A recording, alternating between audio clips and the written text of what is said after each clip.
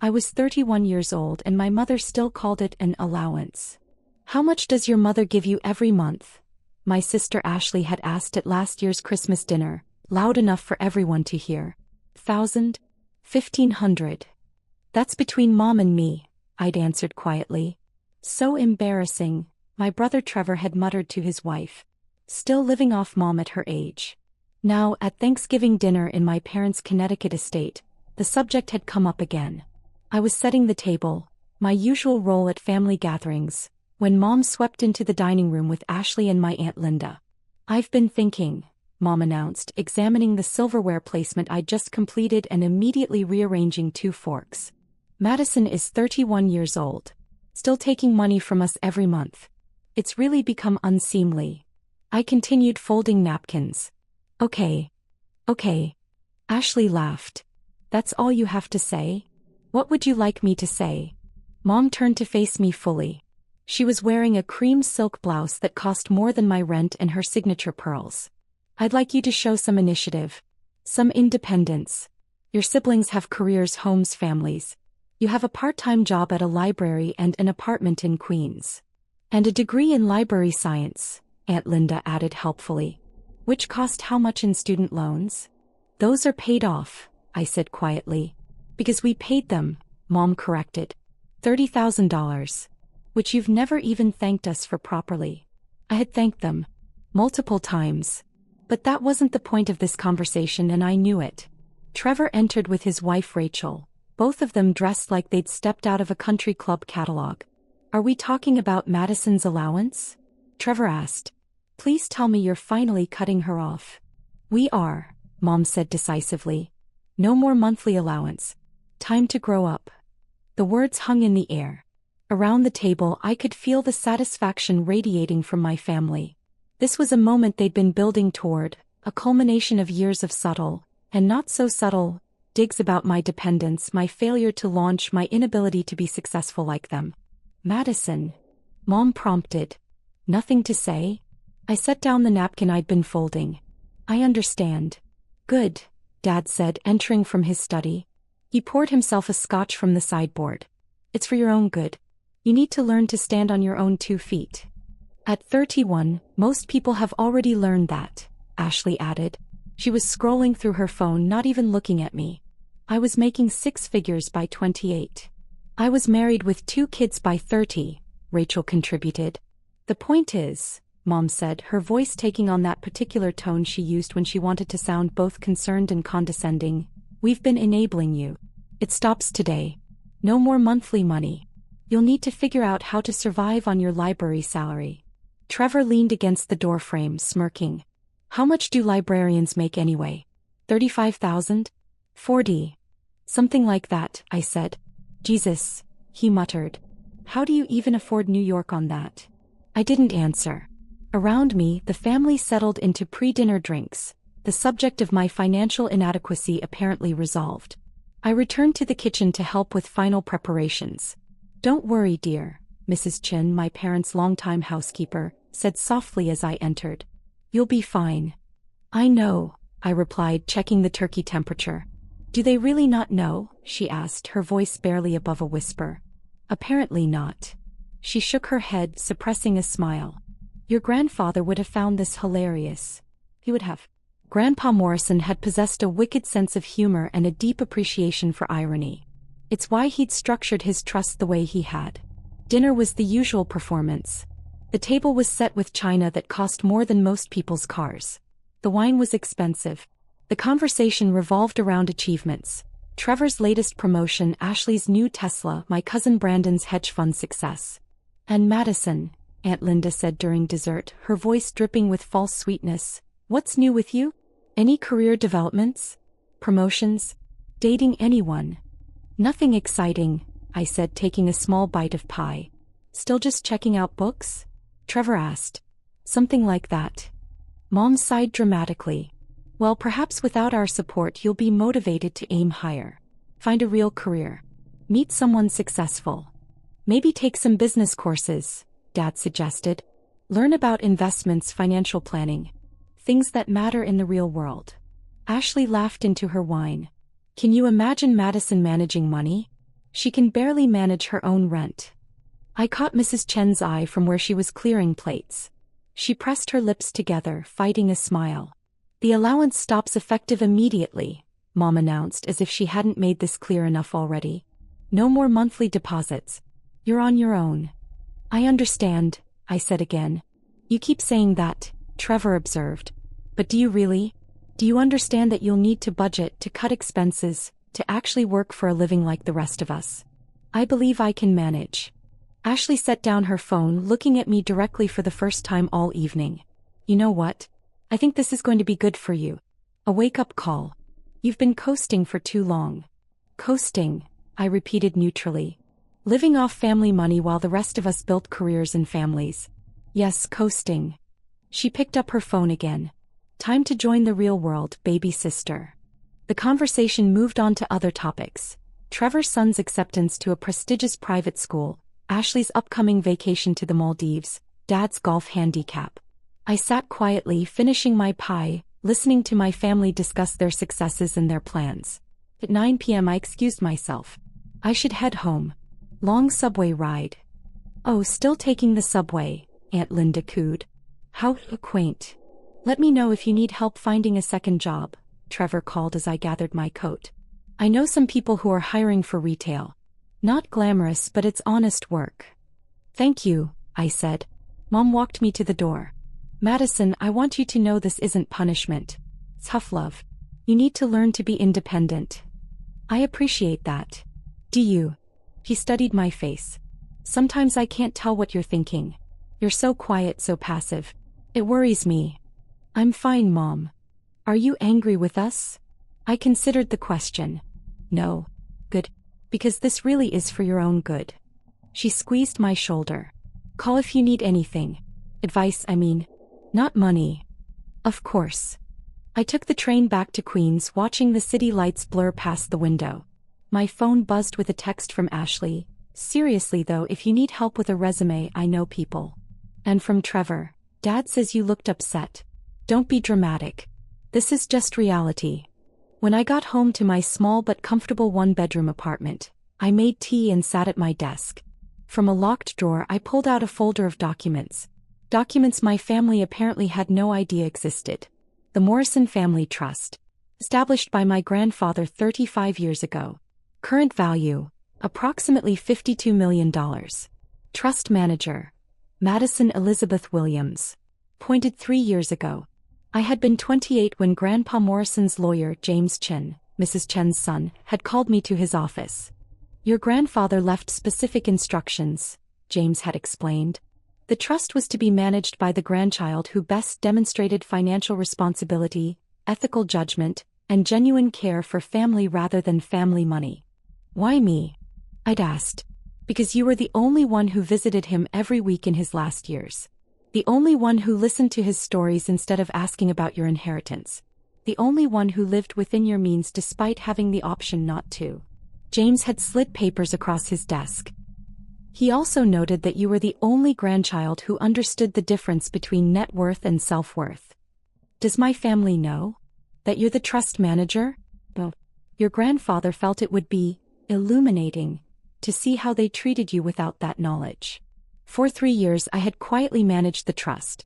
The trust that funded my parents' lifestyle, that paid for Ashley's Tesla and Trevor's country club membership and Aunt Linda's cosmetic procedures. The trust they all assumed was being managed by some distant financial firm. The trust they thought had nothing to do with me. My phone rang. James Chen. Did you have a nice Thanksgiving? He asked. Eventful. I assume they've cut you off? As of tonight. And they still don't know? Not a clue. He chuckled. Your grandfather would be laughing. What would you like to do? I looked at the documents in front of me. Monthly disbursements to my parents, $28,000. To Trevor, $8,500. To Ashley, $7,200. To Aunt Linda, $4,000. All of it carefully structured to look like standard trust distributions, not requiring any approval or oversight. Except they did require approval. My approval. Every single month. The December disbursements are coming up, I said. They'll need to be approved by Monday. That's correct. What happens if I don't approve them? The payments don't process. The family members receive notifications that their requests were denied by the trust manager and that they'll need to schedule a meeting to discuss continued funding. A meeting with me? Yes. I thought about my mother's smirk. Trevor's contempt. Ashley's casual cruelty. Years of being treated as the family failure, the disappointing one, the child who never quite measured up. Let them arrive, I said. I'm sorry. The notifications. Let them receive the notifications. Schedule the meeting for next week. James was quiet for a moment. You're sure? I'm sure. Your grandfather, he said slowly, included a clause in the trust documents. He said that when the time came, and he knew it would come, the trust manager should remember that family is complicated. That people can change. That money reveals character but doesn't have to define it. I know, I said. I've read the documents many times. All right then. I'll prepare the notifications. They'll go out Monday morning. After we hung up, I sat at my desk for a long time. Outside my window, Queens hummed with its usual nighttime energy. Inside I felt strangely calm. 3 years ago, Grandpa Morrison had given me a gift and a burden. The power to help my family. The knowledge of what they really thought of me. The responsibility to decide what to do with both. Monday morning was going to be very interesting. The weekend passed quietly. I worked my Saturday shift at the library, the job my family considered beneath them, the work I actually loved. I helped an elderly man find books on local history. I ran a children's reading hour. I assisted a college student with research databases. You seem happy today, my colleague Marcus observed during lunch break. Do I? You're smiling. You never smile this much. It's been a good morning. What I didn't tell him was that in approximately 48 hours, my family was going to receive a very unexpected shock. Monday morning, I was shelving books in the reference section when my phone started buzzing. First a call from Mom, then Dad, then Ashley, Trevor, Aunt Linda. All within 15 minutes. I let them go to voicemail. By noon, I had 23 missed calls and 17 text messages. Mom, Madison, call me immediately. There's been a problem with the trust. Dad, we need to talk. Something's wrong with our account. Ashley, did you get a weird notice from Grandpa's trust? What is going on? Trevor, call Mom. Some issue with the family money. Aunt Linda, has anyone explained what's happening? I'm supposed to meet with the trust manager? At 1 p.m. my phone rang again. James Chin. They're all trying to reach me, he said. Your mother has called 6 times. Your father threatened to speak to my superiors. Ashley demanded an emergency meeting. What did you tell them?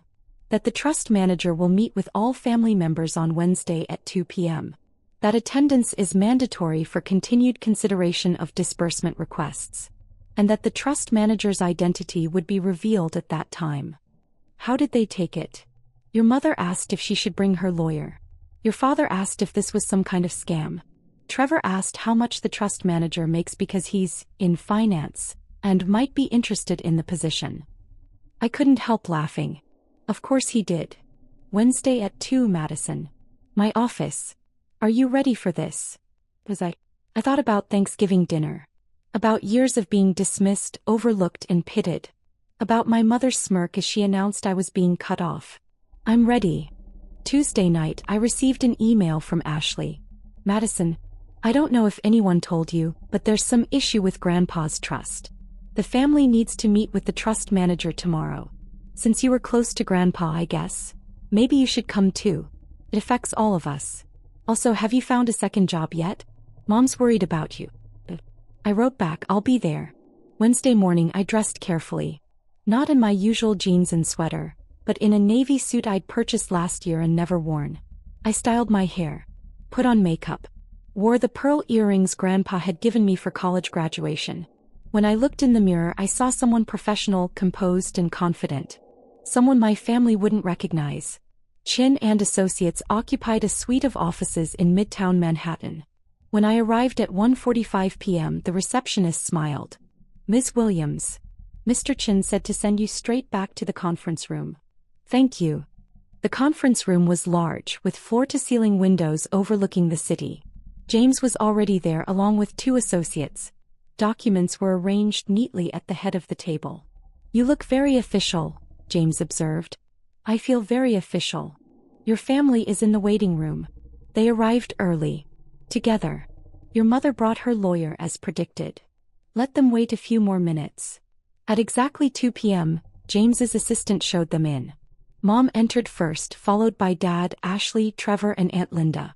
Mom's lawyer, a severe woman in an expensive suit, brought up the rear. They all looked stressed, confused, and slightly angry. Then they saw me sitting at the head of the table. Madison. Mom stopped.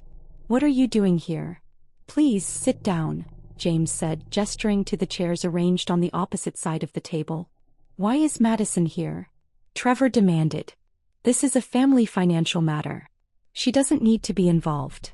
Actually, James said calmly, Ms. Williams is the reason you're all here. Ashley frowned. What does that mean? I met her eyes steadily.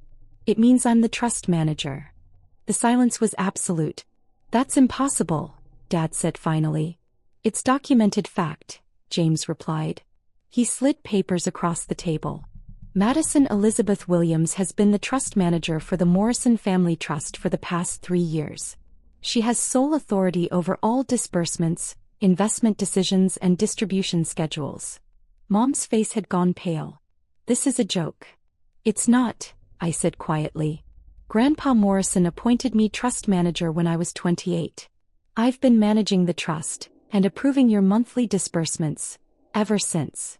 But you're... Ashley couldn't seem to finish the sentence. I'm what? I asked. A librarian? Living in Queens? Taking an allowance from Mom? Trevor leaned forward.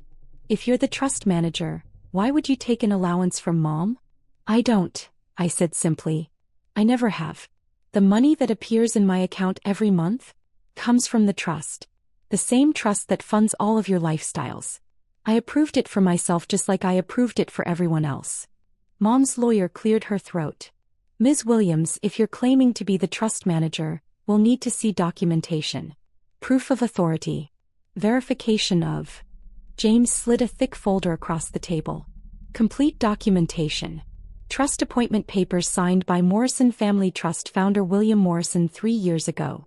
Madison's credentials as a certified financial manager. She completed her certification 2 years ago.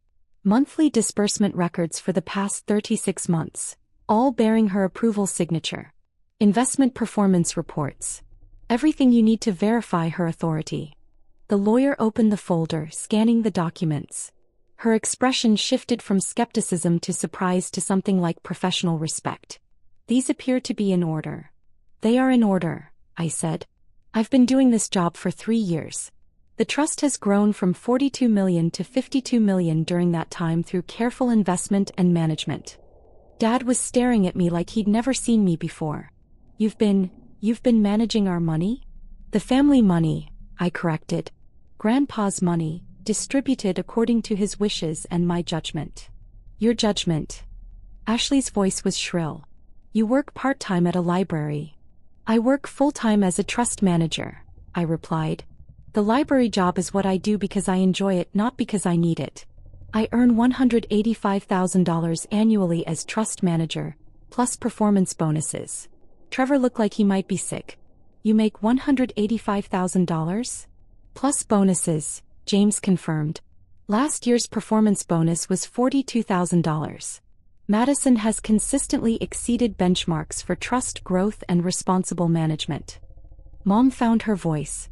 Why didn't you tell us? Grandpa specifically instructed me not to, I said. He wanted to see how the family would treat me without knowing I controlled your income. The words hung in the air like an indictment.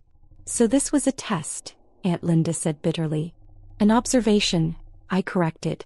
Grandpa wanted me to understand who you all really were. What you really valued. And we failed, Mom whispered. I didn't answer. I didn't need to. Ashley rallied first, her voice sharp. Okay, so you've been managing the trust. Fine. What does that have to do with this meeting? Why did our payments get blocked? Because you cut off my allowance, I said simply. Last Thursday, Mom announced that I was cut off effective immediately. That I needed to grow up and learn to stand on my own 2 feet. Oh my God, Trevor muttered. You were lecturing me about financial responsibility, I continued, while living on trust money that I had approved. You were mocking my career while I was managing your income. You were calling me a failure while ensuring you could maintain your lifestyles. Mom's hands were shaking. Madison, we didn't know. That's exactly the point, I interrupted. You didn't know and you treated me terribly anyway. You assumed I was dependent on you. You belittled my choices. You laughed at my apartment and my job and my life. We were trying to motivate you, Dad said weakly. No, I said. You were trying to feel superior. There's a difference. James cleared his throat. The purpose of this meeting is to discuss the continuation of monthly disbursements. Ms. Williams has asked me to review the current distribution schedule and family financial situations. He pulled out more documents. George and Patricia Morrison currently receive $28,000 monthly from the trust.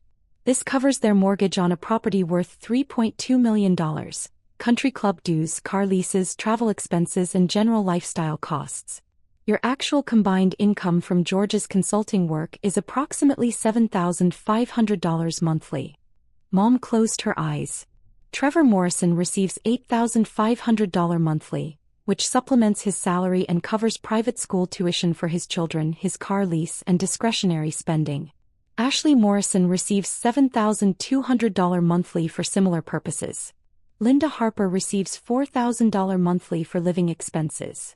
Everyone in this room, James continued, is living significantly beyond their actual means, supported by trust disbursements that Madison has been approving every month. So what? Ashley demanded. That's what the trust is for. Grandpa set it up for family. Grandpa set it up to be managed wisely, I corrected. He gave the trust manager full authority over distributions, including the authority to modify or discontinue them. The temperature in the room seemed to drop several degrees. You wouldn't, Trevor said. But his voice was uncertain. I wouldn't what? I asked. Cut you off? The way Mom cut me off last Thursday. That was different, Mom said desperately. We thought you needed tough love. We thought we were helping. Were you? I looked at each of them in turn. Because from where I was sitting it felt a lot like cruelty. Like taking pleasure in having power over me. No one answered.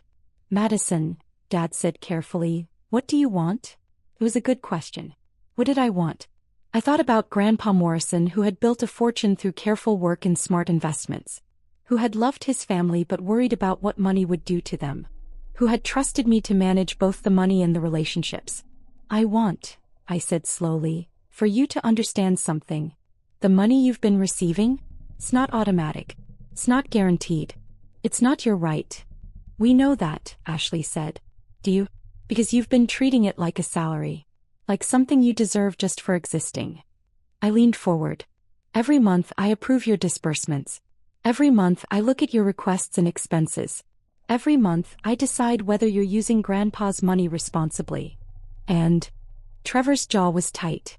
And I've been seeing some concerning patterns. Dad, you've increased your golf club spending by 40% in the last year. Mom, your clothing budget has tripled. Ashley, you just bought a $120,000 car. Trevor, you're spending $6,000 a month on private school when there are excellent public schools available. We're allowed to enjoy the money, Aunt Linda protested. You're allowed to use it wisely, I corrected. There's a difference. Grandpa didn't build this trust so his family could live like celebrities. He built it to provide security and opportunity. Mom's lawyer spoke up. Ms. Williams, are you threatening to cut off their disbursements? I'm explaining reality, I said.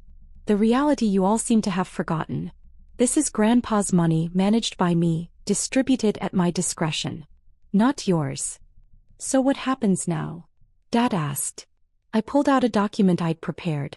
Now we restructure. Everyone's disbursements continue, but with new conditions. Conditions? Ashley looked outraged.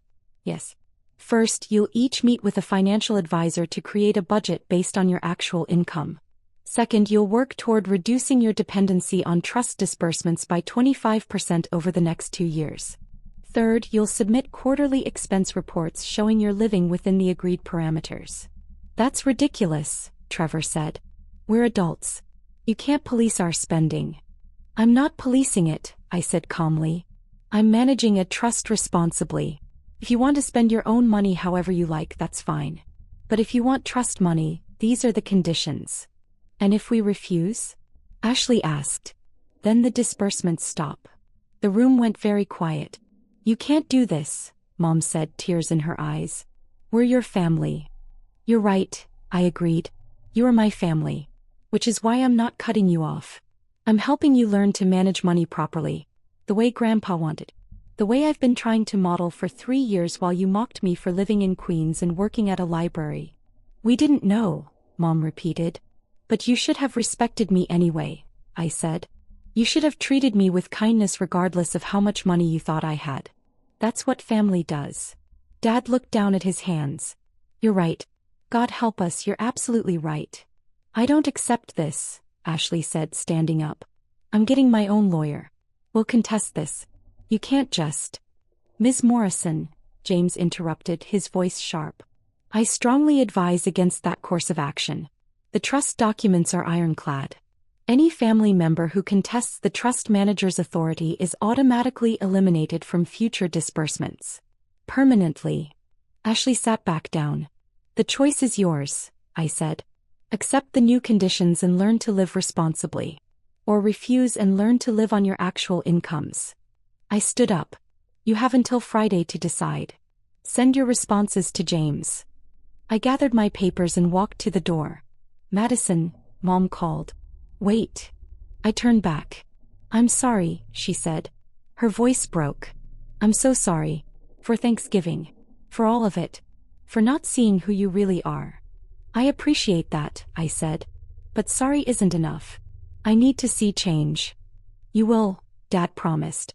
We'll meet your conditions. All of them. We'll see, I said. And I walked out. That evening I was back in my Queens apartment making dinner when my phone rang. Ashley. I almost didn't answer. But curiosity won. What do you want? To apologize, Ashley said. She sounded exhausted. And to tell you you're right. About everything. I stirred the pasta sauce, waiting. I've been thinking about Thanksgiving, she continued. About how we treated you. How I treated you. And Madison. I was cruel. Genuinely cruel. Yes, I agreed. You were. I think I was jealous. That surprised me. Jealous of what? Of you being happy. You always seemed content with your life, with your choices. And I'm not. I make 6 figures and drive a Tesla and I'm miserable. My job is exhausting. My marriage is strained. I can't afford my lifestyle without the trust money, and I hate that about myself. I turned off the stove. Ashley. No, let me finish. I think we all resented you because you seemed free. You weren't trapped in the performance of success like the rest of us. You weren't drowning in debt and appearances. You were just living. And we couldn't stand it. I sat down at my small kitchen table. Why are you telling me this? Because you deserve to know. And because I'm going to accept your conditions. I'm going to meet with the financial advisor. I'm going to create a budget. I'm going to learn to live within my actual means. She paused. But I'm also going to apologize properly. 4 years of being a terrible sister. I appreciate that. Do you forgive me? I thought about it. I don't know yet. But I'm willing to see if you can change. That's more than I deserve, Ashley said quietly. Thank you. After we hung up, I finished making dinner. My phone buzzed with text. Trevor, accepting the conditions. Let's talk soon. Dad, Mom and I are meeting with an advisor tomorrow. We'll do better. Even Aunt Linda, you're tougher than you look, kid. Respect. I ate my pasta and watched the city lights outside my window. Somewhere across town, my family was grappling with a new reality. One where I wasn't the failure. Where I wasn't the one who needed to grow up. Where I was and had always been exactly who I needed to be. 6 months later, I had dinner with my parents at their house.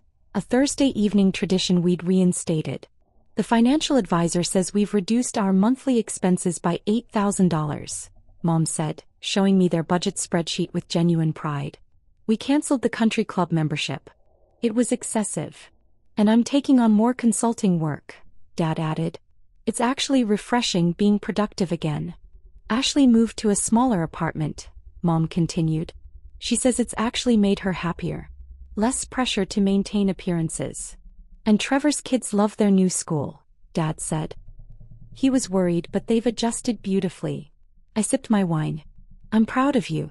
All of you. Madison, Mom said carefully, can I ask you something? Of course. When you were managing the trust all this time, seeing how we treated you, why didn't you say something? Why didn't you tell us? I thought about it. Because Grandpa wanted me to learn something too. He wanted me to understand that real worth doesn't come from other people's recognition. It comes from knowing yourself. He was a wise man, Dad said. He was, I agreed. And he loved you. All of you. Even when you made it difficult. Like we loved you, Mom said. Even when we didn't show it properly. Even then, I agreed. We ate dinner. Simple food, honest conversation, real connection. Outside, the sun set over Connecticut. Inside, slowly, we were becoming something we'd never quite been before. A real family. Not the performance of it. The authentic thing. After dinner, I drove back to Queens. My apartment was small but comfortable. My job was fulfilling. My life was exactly what I wanted it to be. And every month, I logged into the trust management system and approved disbursements for my family. Not because they demanded it. Not because they expected it. But because that's what family does. When they're trying. When they're changing. When they're finally, genuinely seeing each other. The next Thursday, I had tea with Mrs. Chen. Your grandfather would be proud, she said. I hope so. He wanted you to understand that money is just a tool. The real test is what you build with it. I looked out at the city I loved, the life I'd built, the family I was slowly helping rebuild. I think I'm starting to understand, I said. And I was. 1 year after the revelation, the Morrison Family Trust continued to provide disbursements to family members. Now reduced by 35% as everyone learned to live within their actual means. Ashley started a blog about financial transparency. Trevor became an advocate for public education. My parents downsized to a smaller home they could actually afford. I still worked at the library 3 days a week. Not because I needed to, but because I loved it. Because success isn't measured in dollar signs. It's measured in purpose, in peace, in knowing who you are regardless of what others think. Every Thursday I managed the trust that Grandpa Morrison had built. And every Thursday I remembered what he'd taught me, that real wealth isn't what you have. It's who you are. And I was exactly who I wanted to be.